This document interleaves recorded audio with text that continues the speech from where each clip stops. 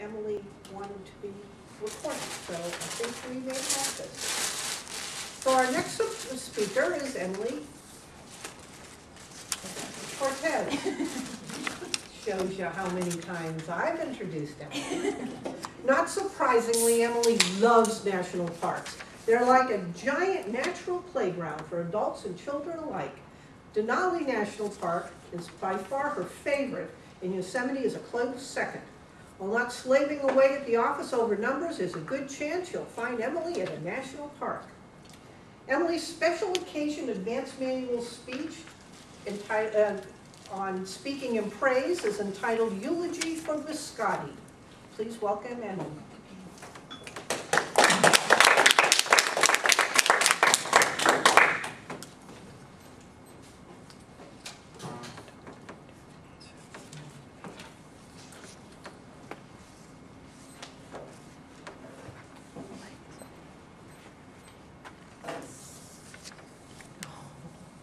We are gathered here today to remember our friend and companion, Biscotti Cortez, who is no longer with us after living on this planet for 14 years. Biscotti was a lap cat, and he was a handsome gray domestic short hair that I found back in 1997. My sister's cat went missing, and we went to this house to find a replacement cat for her, this cute, fluffy black cat. But I couldn't stop thinking about the runt of the litter that was left behind, this little gray kitten that devoted himself completely to licking my hand during our visit. Even though we had 2 other cats, I was a goner, and I went back and got Biscotti.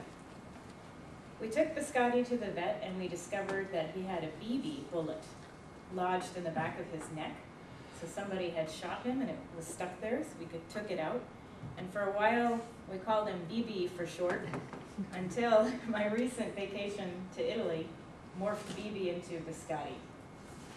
Even though Biscotti was an alpha male, yes, we called him Biscotti.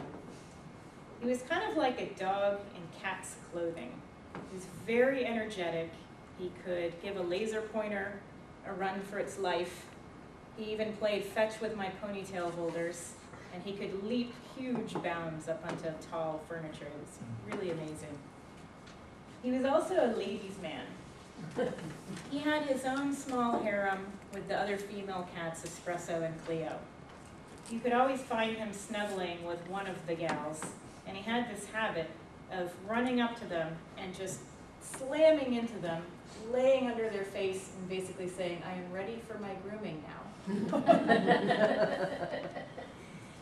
He definitely, though, was a little rough. He was the alpha male and would sometimes knock them out of their beds or off their chairs, and I would try to remind him that you shouldn't bite the hand that licks you. Biscotti was also a tamer of both mouse and men. Despite the fact that he was declawed, and I have to say that was my ex-husband's idea, I had nothing to do with it, he became an expert hunter, somehow was able to compensate for the fact that he had no front claws. And you may know that it's common knowledge that if an animal brings you its kill and leaves it on your front porch, that's supposed to be a sign of appreciation. They're trying to bring you food. So much to my amazement and consternation, every other day I would find a mole or a mouse, sometimes a bird, on my front porch, or even worse, in my living room. Truly, you could sense the fear of the small mammals in the neighborhood. But we also didn't have a mouse problem. For the PETA folks in the room, there were some mice harmed in the taking of these photographs. Biscotti also had a way with the staunchest of cat haters. I had 3 relationships in a row. I'm a serial monogamist. That lasted several years with men that happened to be cat haters, and were convinced that they were allergic. Now, there's no way I would give up my cats for a man, and once they learned this, they had to settle in with them. But miraculously, the allergies would either go away completely or become desensitized, and eventually they would become lovers of Biscotti as well. So my friends used to joke that it was my mission in life to go through men that were cat haters and convert them to cat lovers.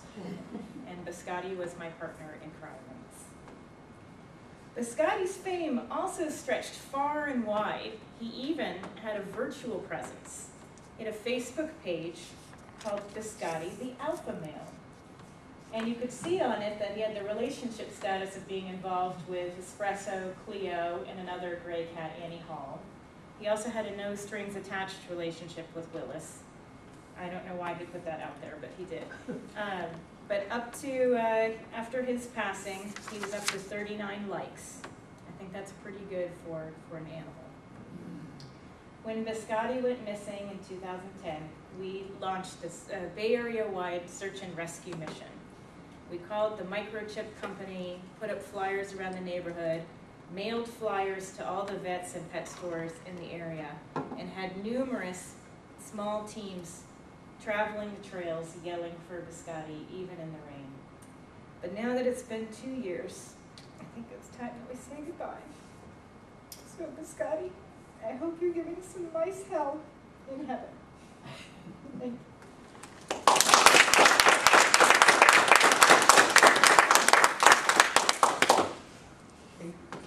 Please take a minute and give Emilie some feedback.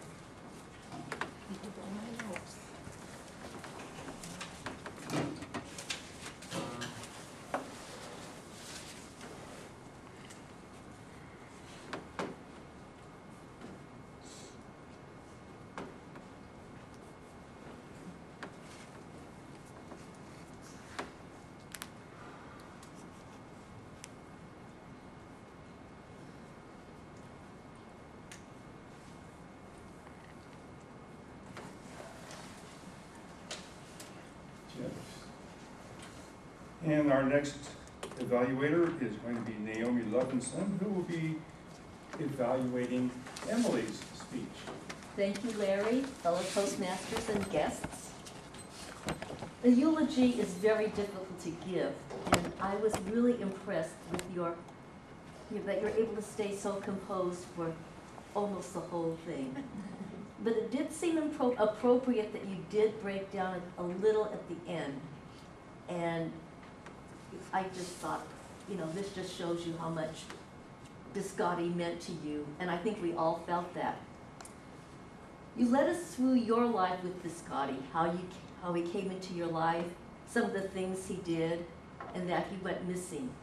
And so I got the feeling that I knew Biscotti very well.